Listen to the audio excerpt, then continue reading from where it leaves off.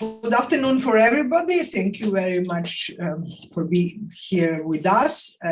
Today we have the third debate in this set of debates about the role of China in Latin America. As you know, this project is supported by Ministry of Foreign Affairs of Spain. And today we will talk about the relationship between the United States and China in Latin America. As you know, Latin America has long since ceased to be a central issue on the international agenda of the United States.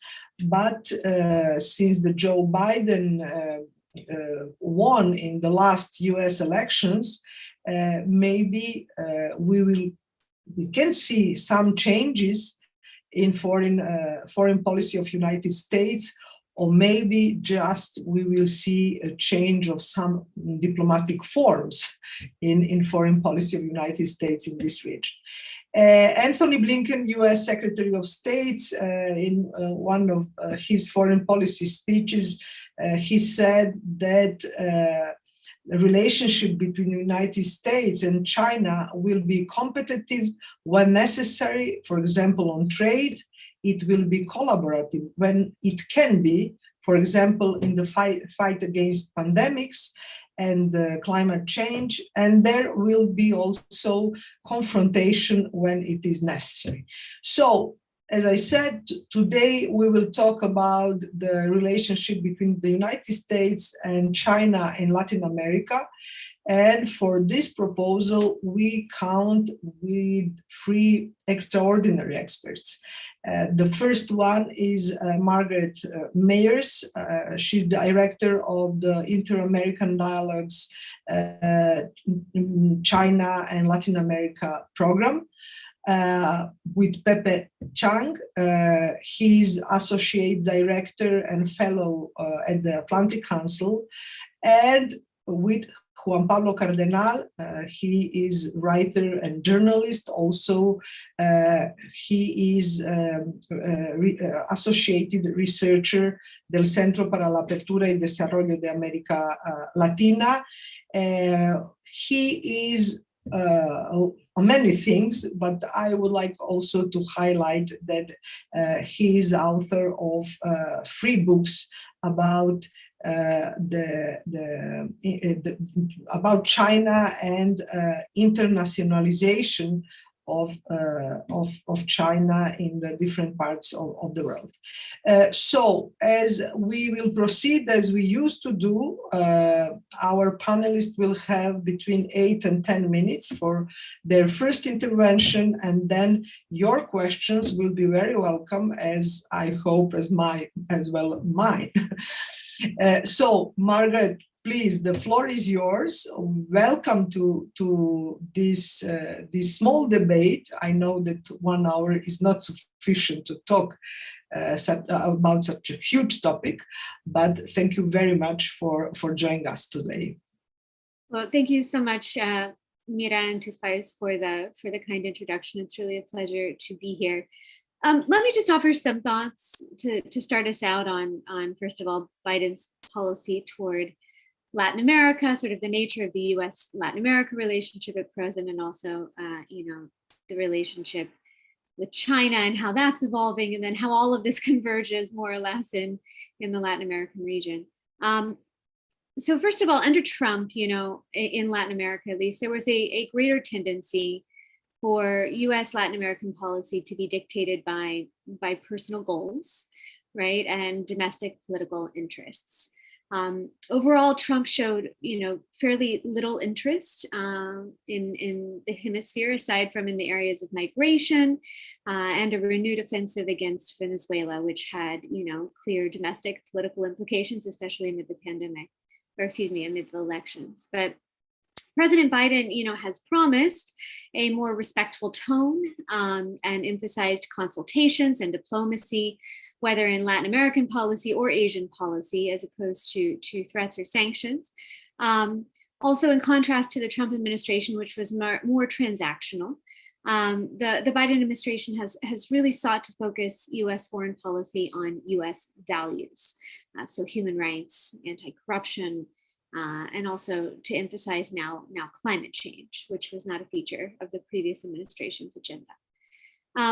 Biden has also pursued a multi-billion-dollar strategy to address the root causes of migration. This was something that he worked on under the Obama administration, especially migration from Guatemala, Honduras, and El Salvador, and promised also to change some of Trump's Cuba policy.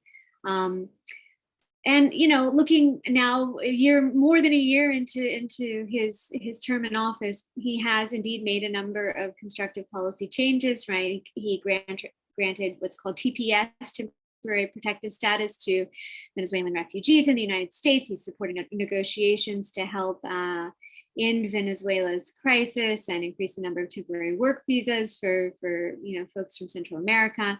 And his team, has worked to rebuild institutional architecture for the U.S.-Mexico relationship, which had deteriorated in previous years. But in reality, we've seen the administration's policies constrained time and again by domestic pressures and indeed, limited political capital, what's turned out to be limited political capital in the White House. Another really important obstacle has been the sharp increase of migration, right, on the US-Mexico border, which has consumed policy and public attention. And US partners in the Northern Triangle region of Central America, right, have been resistant to the sorts of reforms that are essential for the root causes strategy that the Biden administration has prioritized to actually be effective. All of that said, right, there are major areas of continuity between Biden and Trump, and that is, and I think in particular, their focus on countering China's substantial and indeed intensifying presence in Latin America, right? Both administrations and I would say most of Capitol Hill also share these concerns. Ranging from China's effect on democratic governance in the region, concerns about data privacy, worries about Taiwan's loss of allies, that's been continuous now for a number of years, and about the extent of Chinese political leverage in the region as well, which is really quite substantial at present. The differences lie mainly, I think, in rhetoric and style, right? The worries are the same, the differences are in style. Biden has preferred diplomacy and engagement and some really strong urging too, right? And Trump primarily used sanctions and much more open threats. But regardless of the approach, China's role in the region has only deepened, in part because of the pandemic. China engaged extensively and in a very different way than the US amid the pandemic I think it did so first and foremost to preserve its image, but also to underscore the many multi-tiered political and economic linkages that it's developed over time, right? To underscore its commitment to the region at a time of need. And this was really very effective, and I think has strengthened some of those linkages, which will be productive in the future, whether in terms of achieving commercial, political, or other aims. My sense, is concerns the U.S.-Latin America dynamic is the upcoming Summit of the Americas in Los Angeles will be a critical litmus test for U.S. Relations with Latin America, how that proceeds, and whether there is indeed another Summit of the Americas. China will definitely be watching all of this, no doubt, right? Engaging the extent of U.S. ties and how much really the U.S. agenda there resonates with Latin American partners. On Biden's approach to China, I'd say that just as in Latin America, the focus on human rights, and specifically in this case on events in Xinjiang, is different from what we saw under Trump. Trump is, mostly focused on economic and security matters, and not on China's human rights record, really breaking in that sense from traditional US policy toward China. Biden has restored more or less this human rights narrative and indeed taken rather extensive measures to underscore his disapproval of Beijing's policy, mostly, recently through the US diplomatic boycott of the Winter Olympics. We've also seen a very firm, if not, sometimes aggressive approach to cross-strait or Taiwan relations, given that many in the US judge a Chinese invasion of Taiwan to be really quite imminent. On the trade side, we've seen few major overall changes and mostly efforts to ensure that China keeps some of the promises it made to the Trump administration in this area. But all in all, the relationship remains tense with very few prospects for warming. And now with this sort of Xi-Putin enhanced relationship and agreement in place would appear only to be worsening in terms of overall competition with the US and in terms of an interest in articulating and indeed making available a different system of governance and a different approach to development, which in many ways clashes with what the US supports. So a rather somber overall picture on US-China relations, and ideally a growing and more positive one on US-Latin American relations, but much remains to be done and seen there as well. Thank you very much, Margaret. Pepe Zhang, the floor is yours. We can hear your introduction words, and then I will ask you about just to put some more comments about what you have said. Thank you so much, and great to be here. Thanks for the invitation, and it's always exciting to share a panel with Margaret, and great to meet a new colleague, Juan Pablo, as well. And hard to follow Margaret's suit, but I'll try to follow up and react to some of the points that Margaret has already mentioned, and hopefully deepen on some of them before handing over to Juan Pablo for his presentation. I would certainly agree with Margaret's assessment that despite some of the changes we've seen across different areas in the Biden administration, China hasn't seemed to be one of these areas of significant changes. We've seen a lot of continuity. We see in some areas intensification, like Margaret said, of US policy towards China. And I would certainly say that we see political polarization, not just in the United States, but across the world, rising in many different countries and areas. But even in this climate, China seems to be one of the few bipartisan or nonpartisan issues in the United States, and that's reflected in the U.S. government, and of course on the Hill, as Margaret mentioned as well. So my assessment of this is that this is not going to change going forward. We might potentially see some more dramatic changes in U.S. policy towards Latin America and the Caribbean if there were a new president in town in 2024. But on the China side, I really do see this as I do see Washington seeing China through a more competitive lens, and that will continue going forward. So that's my quick first point, responding to Margaret's comment. And then I guess just to add more colors to this discussion we're having, perhaps I can highlight some of the more recent examples or highlights in the relationship that is US, China, Latin America, and the Caribbean. And there indeed have been some interesting developments. On the Taiwan front, for example, as Margaret mentioned earlier, this is an area that we should be watching closely. We knew, for example, at the end of last year, Nicaragua officially switched relations from Taiwan to China, which to me at that moment was a surprise announcement. But we know that it was only a matter of time that some of these countries in the region, the Taiwanese allies, will seriously consider and maybe switch over to China. And even relatedly, we saw also in Central America, Xiomara Castro, president-elect at that point, seriously considering and making public announcements of moving from Taiwan to China. That decision eventually did not materialize, but certainly gave us an inside look into some of the dynamics domestically in some of these countries when they look at China and their relationship with China versus Taiwan. So that's the first thing I would highlight on Taiwan, China. The other thing I would say is perhaps vaccine. I think, fortunately, and with some conscious optimism, perhaps the worst of the pandemic is behind us for much of the world. Even Latin America and the Caribbean, most countries have very high vaccination rates.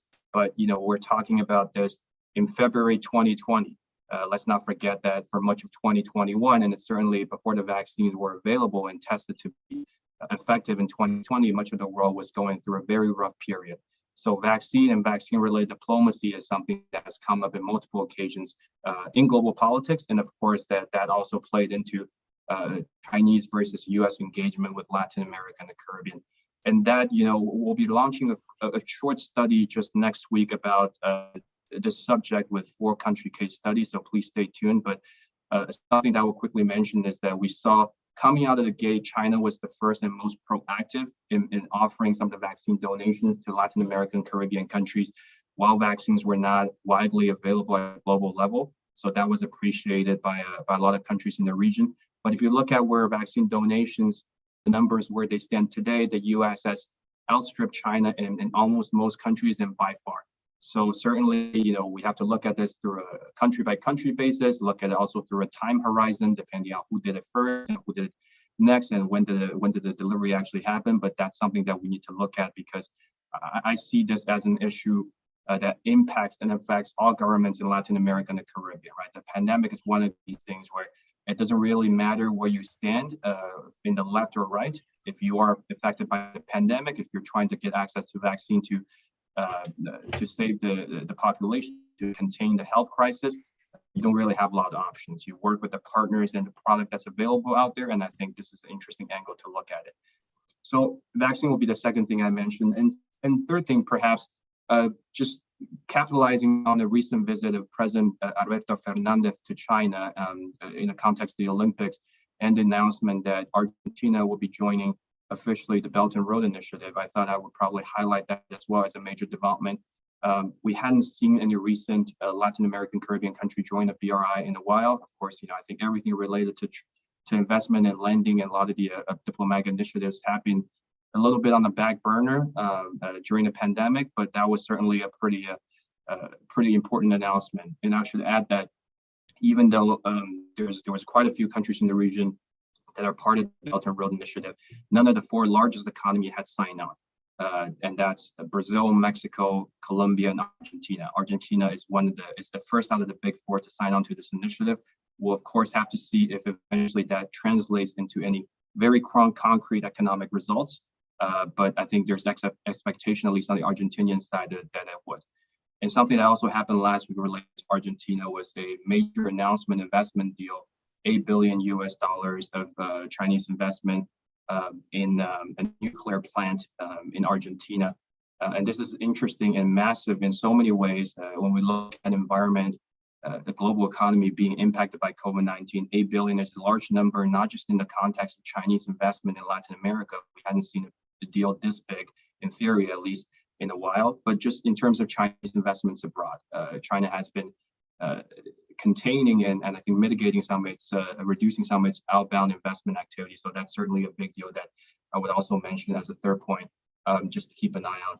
And lastly, perhaps something also on trade, adding on to what Margaret was saying, that's another area that we're seeing some continuous movement. And of course, in my view, the trade is the linkage that allowed the China-Latin American relationship to take off in the first place before all these other elements came into the picture. That continues to be, in my view, the foundation of that relationship. And the 2 recent developments in that aspect, I will highlight a China-Uruguay free trade agreement, which is currently in the pre-feasibility stage. It was supposed to be, the feasibility study was supposed to be conducted in December and moving forward, but we're seeing a little bit of delay here. But it seems like the Uruguayan authorities are very confident that they will move forward on that. The second thing on that front is, President Guillermo Lasso from Ecuador also went to China recently, and he also announced that there's interest to work with the Chinese authority on a potential FTA. Another announcement on that trip is some of the renegotiation of the debt with the Chinese authorities and Chinese banks. So that's something I'll quickly highlight there. In the interest of time, maybe just one last thing. I think something that we always need to keep in mind, and I'd love to hear other panelists' thought on this, is 2 things perhaps. One is, once again, not looking at Latin America and the Caribbean as a homogenous region, right? This is a hugely diverse region, and when it comes to economic, trade, and political relationship with the rest of the world, including the United States and China, certainly we see a lot of differences across countries, so that's something we should certainly keep in mind. Second thing I'll quickly mention is, we always talk about Chinese engagement in the region and sometimes less about U.S. alternatives to the Chinese offerings. Something that we've seen, at least in recent years, is that there are discussions about building back better, which is a very important part of President Biden's agenda, and the international version of it, which is Build Back Better World, B3W.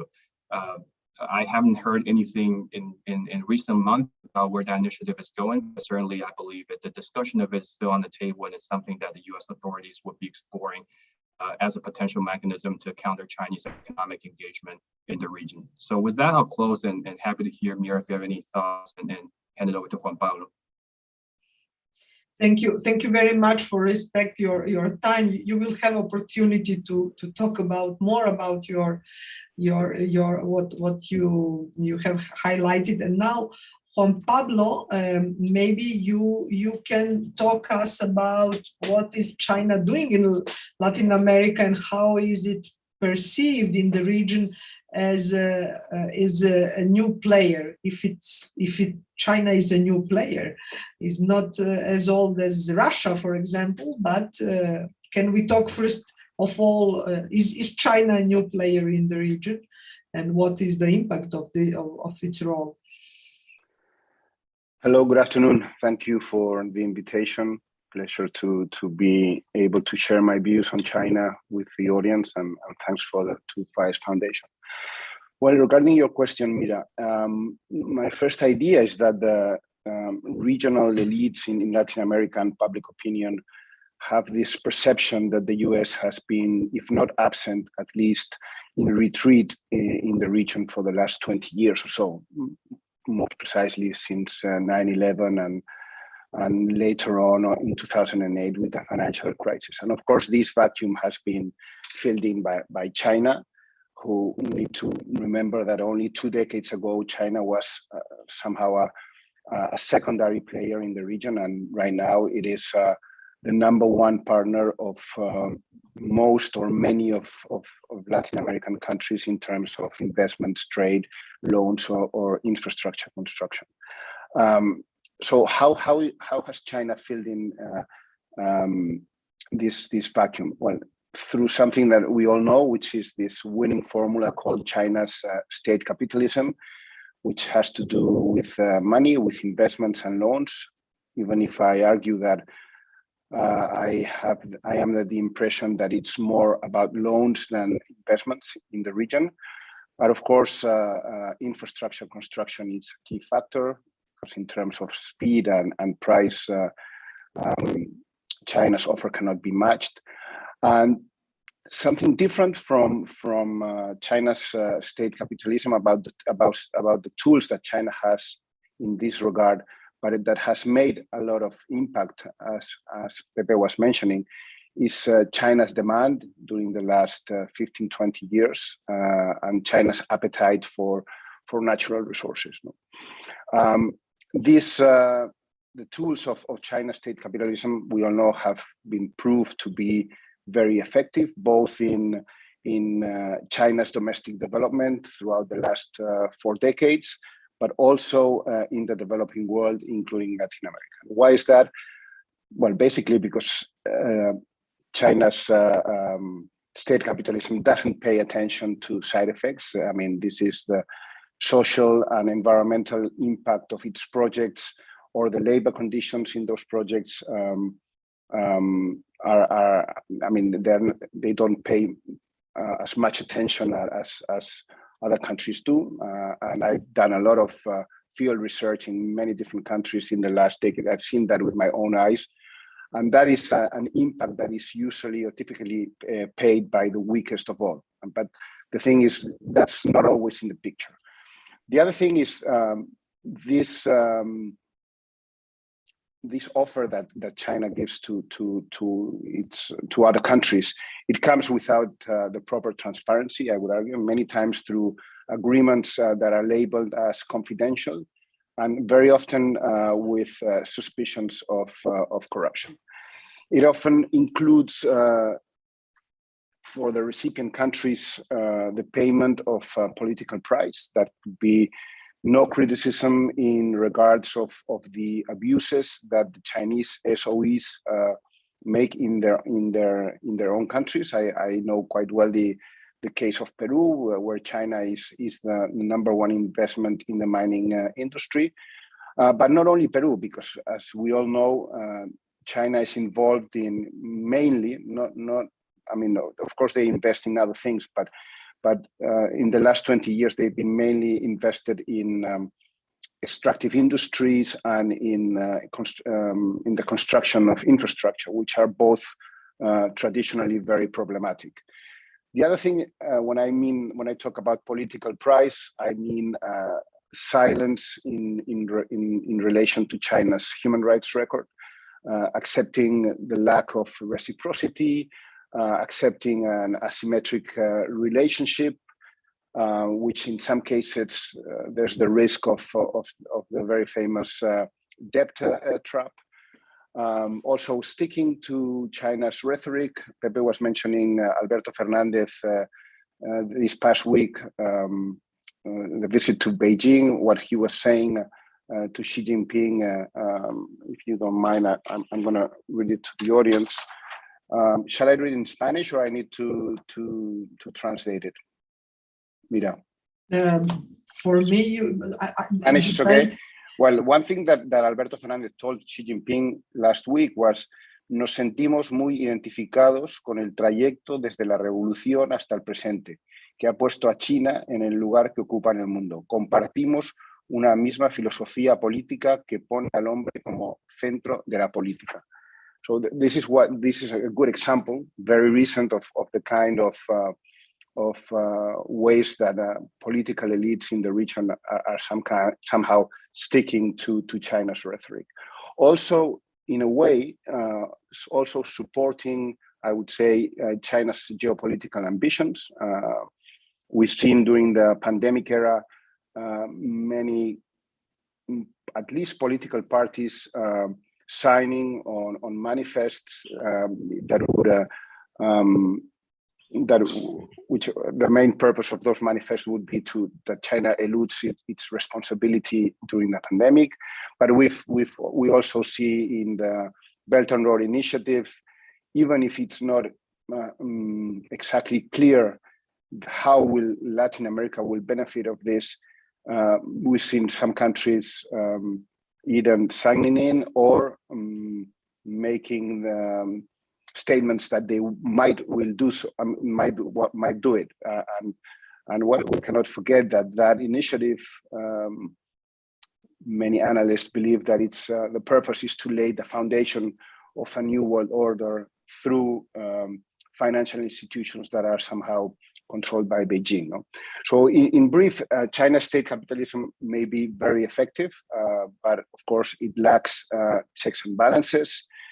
Something that, in my view, or at least in my experience, that doesn't seem to be a relevant factor for many of those elites. So after saying this, what are those elites? How do they see their relationship with China? Well, one way is that they see it as they see China as a source of opportunities that others cannot offer, as a short-term transaction in which very often downsides are not even considered. This perception fits in another context in which there's the perception that liberal democracies are not giving proper answers to the 21st century challenges. And as a result, I've seen cases of elites, I mean, not necessarily political elites, but also political elites that have the temptation to see China's model as the proof that development without democracy is possible and this kind of thing. And that not only that China's model is morally equivalent to liberal democracies, this mix of political authoritarianism with economic effectiveness. And not only that, also as an alternative, in my view, without understanding or very often overlooking the fact that it's precisely is so effective precisely because it lacks those checks and balances. No transparency, no scrutiny, no civil society, no freedom. And I would argue that many of those political representatives and other elites that say this kind of thing, they would never give up on the freedom that they enjoy in their countries. All of this reasoning that I'm making highlights probably in my view, the most important or individual important factor that explains why China is able to increase its role and its presence in Latin America with very little resistance, which is the fact that China knows us much better than we know China. And I think that's the first asymmetry that works in China's favor. And in this context, in which Beijing already has a lot of economic might, that China has in place soft, sharp power strategy in Latin America to gain political influence. And also in this context, as said, of lack of knowledge about China, its history, its institutions, its state capitalism, or its political system, And this strategy, and I'm finishing, Mira, that we can develop in the next questions. In this context that I've described, this soft, sharp power strategy has two main mechanisms. Let me call it like that. One is long-term institutional engagement or agreements with local or national think tanks and universities and media corporations and political parties. And the second mechanism would be in my view, a very successful elite capture program, in which they identify local influential individuals. They might be journalists, opinion leaders, scholars, party members, party representatives, former diplomats, with the purpose of inviting them to China and expose them to the regime's propaganda. And the idea of this program is to draw them closer to China and to the views and narratives of the Communist Party.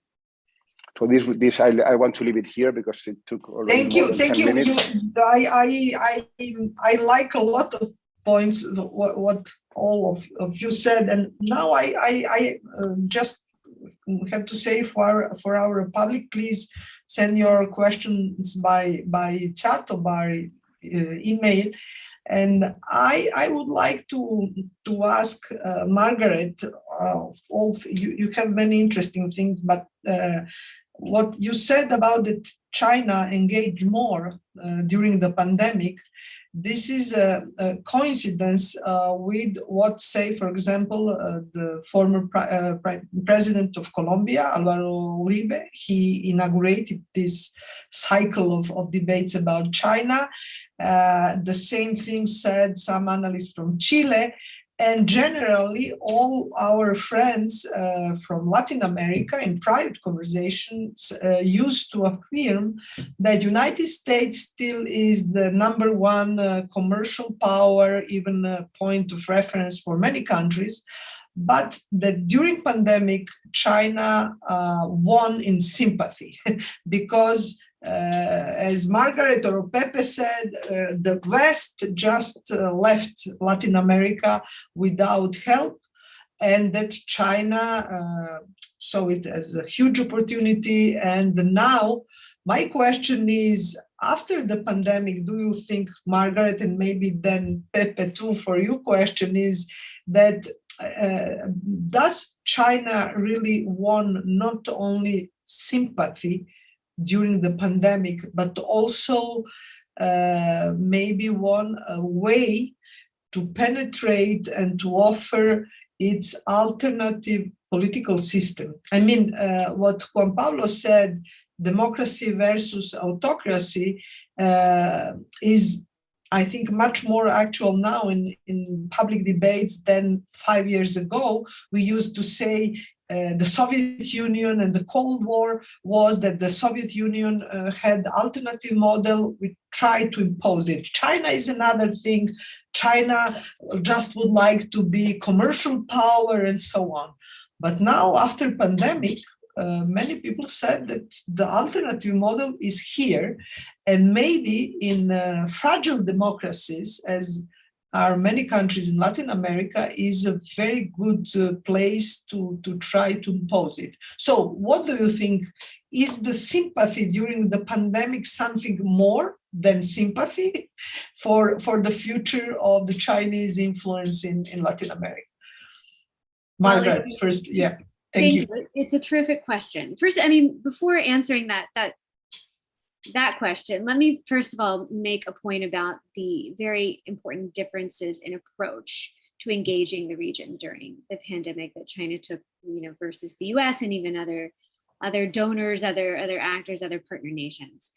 What we saw, when you add up the numbers, and Southcom and the State Department have been very explicit about this, right? The overall numbers coming from the US in terms of, assistance were greater, right, in dollar value. But they went to the region through very, very different and very formalized channels, right? To central governments, then for distribution through formal channels, however defined, right, within those recipient countries. On the other hand, China took an exceedingly decentralized approach to making these sort of donations, whether we're talking about personal protective equipment at the onset of the pandemic, or then later vaccine diplomacy, vaccine deliveries happen. And what it did was to leverage a network of contacts, be they commercial in nature, so companies, working with other companies or with the localities in which they are operating, overseas Chinese communities, certainly the embassy, but all of the sort of quasi-governmental and governmental organizations operating within those entities, trade promotion agencies, leveraging sister cities arrangements and sister provinces arrangements, which aren't regarded as particularly important in many cases, but in the case of China have been absolutely fundamental in facilitating wide-ranging commercial and also political advances for China in the region, and solidifying friendships and indeed some of these linkages, educational and otherwise, that Juan Pablo mentioned. So it was a very, very different approach. And because it was so decentralized, it not only reinforced, sort of the commitment of these various actors, be they commercial or otherwise, in individual Latin American communities, but it was very responsive, right? They were able to sort of shift immediately supplies or whatever other sort of technical assistance to those countries that most needed it at any given time. And as we've seen throughout the pandemic, there are outbreaks and then there are declines, right? Peaks and then not. And so these resources, whether it was Huawei distributing them or other companies, right, were easily shifted on a case-by-case basis. So it's a very, very different approach. And we see this happening also in deal making exclusive of the pandemic. And it's one way in which we are seeing China, really establish something of an advantage, because it is so far upstream, right, and even the development of new project ideas that other actors haven't even begun to think about these projects, and are not prepared to bid on them until they come to a formal sort of licitation or procurement process, right? And so it's a very, very different approach, and I think that's worth recognizing. So has China, won the sympathy? But in many ways, at the local level, yes, I think probably it made some major strides because it was present in these places, very small towns, right? But at the right moment. It was a speed issue, it was a timing issue, and it's the localization of this activity that really made it appear, at least, that China was a much more prominent actor in this space amid the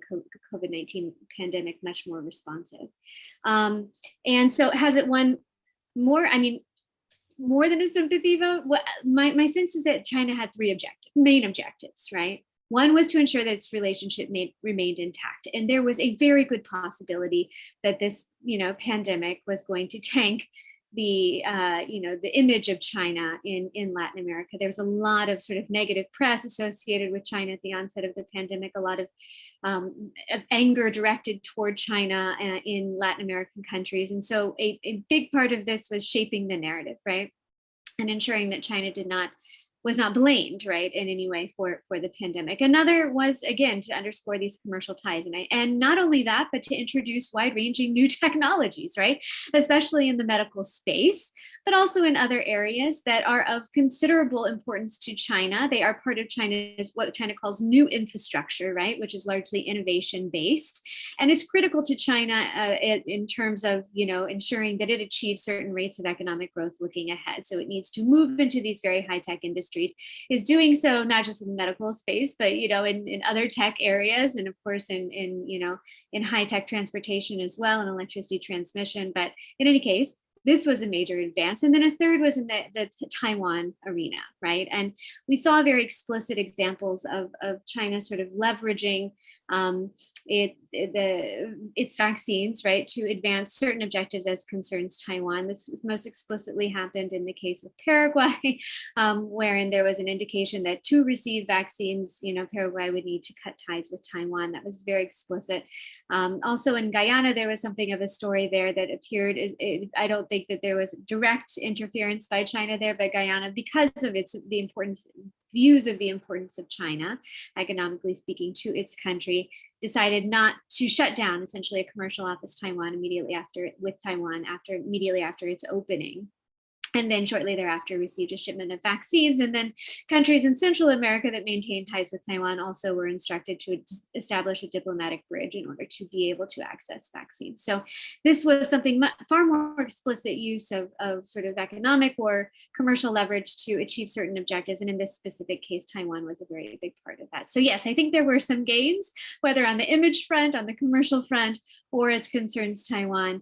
Of course, pushback from Paraguay there, and maybe that was a loss, I don't know. But in any case, there were some objectives, and I think there was movement toward all three. Thank you. Pepe, would you like to add something of these comments, or maybe if you like to speak more about the technological dimension of Chinese penetration in Latin America? What do you want? But the question is the same one. I mentioned vaccine diplomacy as an instrument of the penetration of China and offer of China of the new political system. But please, your comments. Sure. So I don't have too much to add on the technology front. I think the way Margaret summarized it was the way I think about it. I know that a lot of us tend to see the pandemic as a geopolitical inflection point in many ways, and I think in some aspect it is. But on a technological front, I think it just accelerated some of the things we saw before the pandemic. I don't think it was a paradigm shift or a major disruption in that sense. There are 3 points I'd like to quickly mention, just following up on what Margaret said. One is, so the dialogue, Margaret's team has done tremendous work on this decentralized approach that China is taking and engaging in some of the regions. We saw that early on in the pandemic. So adding on to that, something that we look at in our upcoming report, specifically with some vaccine diplomacy, is that there's also some other interesting nuanced differences between how China has approached some of these vaccine donations versus how the US has done it. A lot of the Chinese activities has been more through bilateral channels, direct donations to the countries. The US donations, for example, have been branded through the COVAX facility. They're part of the multilateral donation, so to speak. And that's consistent with President Biden's approach to embrace multilateralism. And that's one of the defining features, so to speak, as Margaret mentioned earlier, compared to the previous president. So that's all good and well, but obviously from a perception perspective, you're looking at China directly donating vaccines through bilateral channels to the countries receiving those. On the other hand, I think there's some dilution of the U.S. image and brand through some of the multilateral initiatives where the product placement or the USA flag sometimes isn't displayed as prominently as the Chinese counterpart. So that's the first thing I'll say. Second thing is to Margaret's point about China making sure that the relationship's intact, especially given early step in the pandemic. I absolutely concur. And I think something we've seen more coming from the Chinese side related to vaccine donation, but also other major announcement. The day after, you usually see President Xi making a phone call, video conference call directly with some of the Latin American leaders and including some of the Caribbean leaders. We don't necessarily see that, or certainly not as much or as frequently from the US counterpart. And this is a major no. This is obviously a diplomatic issue, but it carries so much symbolic significance, right? And to think that on the Chinese side, you have to overcome 12 and 14-hour time difference to make that call. And while in the US, we're relatively in the same time zone, but the president couldn't bother to pick up the phone and make a video message. That also weighs in on the local perception of Chinese and US engagement. The third thing I'll mention is that I think the US relationship in general with the region, at least so far, has been much more multidimensional. We're talking about, in addition to trade investment, huge historic ties at a personal level. We don't necessarily see that in China's case. All the issues that Margaret has mentioned about migration, about all the other things, some of these are challenges, of course, but they also reflect the multidimensional nature of US partnership with the region and the relationship, which has a long history. China doesn't necessarily have that, but I think that the pandemic and the vaccine health diplomacy and the technological expansion is very interesting from a Chinese perspective, because it essentially provided a whole new avenue to expand and broaden that relationship that China has with the region to make it more multidimensional. So that's my first group of comment I wanted to say. Second and third comments are more precise and quicker. On trade, you mentioned that the U.S. is still the #1 trade and economic partner. There, I want to just put a quick footnote there, because two things. One is, once again, let's take a country by country approach, right? So if we look at specific countries such as Chile, Peru, we look at Brazil, China have been the #1 trading partner for these countries for a while. And once again, here, the second point is the pandemic is not a paradigm shift.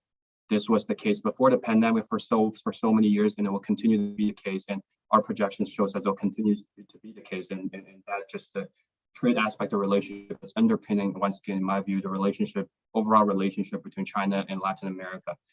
So we really need to look at this, segregate this a little bit and disaggregate this a little bit and look at this on a country by country level. And for some countries, I think trade flows from China has remained very resilient throughout the pandemic. In some countries, it was impacted a little more, but overall, I don't see this as a paradigm shift either. And I think, for specific countries, you just see continuation and certain intensification of trade relations with China, but nothing beyond that. And then the last comment is, to your point about, I absolutely agree that we live in an increasingly ideological world. In many countries, China included, are becoming more ideological domestically in its foreign policy. That part, I absolutely agree. Here, I just wanted to offer a slightly contrarian take, right? So I've been thinking about this a lot recently, which is, it's interesting because many people obviously would say that China is the more ideological actor in this US-China comparison. But when you look at this in a Latin American context, when you look at the relationship China has with what we consider the left-leaning governments, extremely left-leaning governments, and some of the more democratically elected governments, of course, and you compare that with the U.S. relationship with some more extreme left-leaning governments and autocratic governments, you can actually arrive at a conclusion that China is much more willing to cross the ideological line and work with everyone. So that's a quick point I want to just offer there, as not necessarily as a counterpoint, but as a footnote to what you said.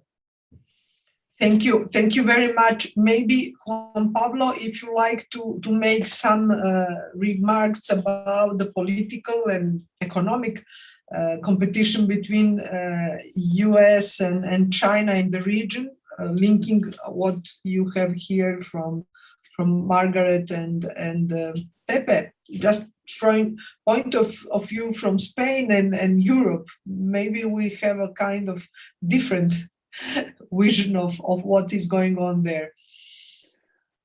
Well, I'm not really an expert on the US, but I mean, in my opinion, I mean, this rivalry between China and the US in Latin America, I think it was made quite evident with Donald Trump and later with the pandemic, and of course earlier than that. I mean, for several decades, it was. I mean, the US and the rest of the Western world thought that China would eventually become one of us, right? And that they would also become some sort of democracy as soon as China would develop and this kind of thing. Of course, none of this has happened, and it doesn't seem that it's going to change politically anytime soon. In fact, I'm of the opinion that when they say that Xi Jinping is a reformist, it's not in the sense of making a transition to democracy or even an Asian democracy, but about making the Chinese model more efficient, because they believe this is the model that works for them, and they believe that is a better model than democracy.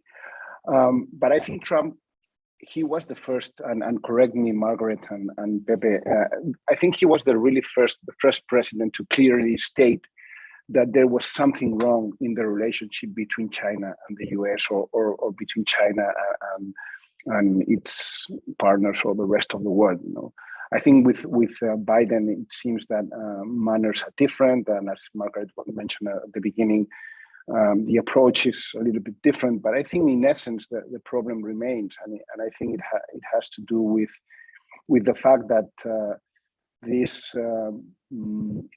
the problems of the relationship have been building for a long time, and I think that it seems to me from the distance that the US has somehow reacted now in order to compete with China in the region. Pepe mentioned this Build Back Better World program. There's no, as far as I know, there's no figure still behind it, but apparently the US plans to devote large sums of money to invest in infrastructure. That clearly seems to be something to compete with China. And I also have the feeling that the US is devoting more diplomatic attention to the region. But what I found interesting of what's going on, going back again to China's way of seeing or doing things in the region, is this ideological battle going on. China traditionally didn't comment or didn't debate about the political systems of each country, maybe only saying that each country had the right to choose its path to development and this kind of statement. But I think this has changed completely since the pandemic. And I've been working lately on understanding the new official Chinese narratives, coming from the CPC, and for me it's very clear that they are saying that the Chinese model is clearly superior to the Western liberal democracies, and I worked on two different case studies. One about, they put as an example the fight against COVID and the fact that they were able to develop the vaccine, if not the first ones, very soon, so saving the world with their vaccine. And the other narrative is the one of the eradication of poverty. You're seeing this, like these narratives pointing out the superiority in values of the Chinese model, at the same time that we're seeing how they question the efficacy of the Western democracies. They say that the democracies only represent certain elites, that they managed COVID very poorly, which is basically right. They say that only around 35 countries are democracies in the world, suggesting that all the others are more and therefore right. And now we are starting to see things like this CPC narrative saying that no one should monopolize the right to define democracy, that they even talk about China having a Chinese-style democracy, or that China is contributing or has contributed to human rights globally because of the management they made of COVID, because they saved lives, or because they have managed poverty in the country very well, and therefore this is a contribution to human rights because it's a right to development and all of this. But then if you explore those two narratives, you can get to the conclusion, at least that's my take on this, is that both things, especially the one on eradication of poverty, comes from data that has been manipulated. They were ready to disseminate everywhere that, and of course this is a kind of message that in Latin America has a lot of it's very attractive, the fact that a country like China has eradicated poverty. Well, they use this figure of $2.25 US dollars a day, as the limit set to explain what is poverty or not. So, and the truth is that this is a line that is okay to use it with countries in Africa that are low-income countries, and that's a little bit the trick that they did. They said, well, we eradicated poverty because because no one in China is living with less than $2.25 a day. But according to the World Bank, if they would have used the limit of $5.5 a day, which is the threshold for countries that have for medium and medium to high income, in which China should be in that group, then China has at least 200 million people still living in poverty. And in fact, Li Keqiang, China's vice president, mentioned a year and a half ago or 2 years ago, declared not in a newspaper, but in the Chinese Congress, he specifically said that around 600 million Chinese people were living with less than 1,000 yuan a month, which this is below the $5.5 dollars per day. So if I mean, what I'm trying to say is that no matter if 200 million people or 600 million people in China still live under the poverty, despite the fact that we all agree on that China has made great improvements in fighting poverty, that nobody is discussing that. My point is that they used this data that was, in my view, clearly manipulated in order to be able to pass along a narrative to say that the Chinese system or the Chinese model is clearly superior to democracy, you know. And I think, and with the vaccine development, I mean, at the time, I don't know if they did already, but at the time in which they were saying that the Chinese vaccine was very efficient and very safe, it was the only country that developed a vaccine that didn't publish for peer review the clinical, the third phase clinical trials, in which I mean the breakdown of those results, you know, and they never did so, as far as I know. Maybe they did it lately, but at the time in which they were saying that China was offering the world, and because of course this is a kind of narrative that is tailor-made for the developing world, I would argue.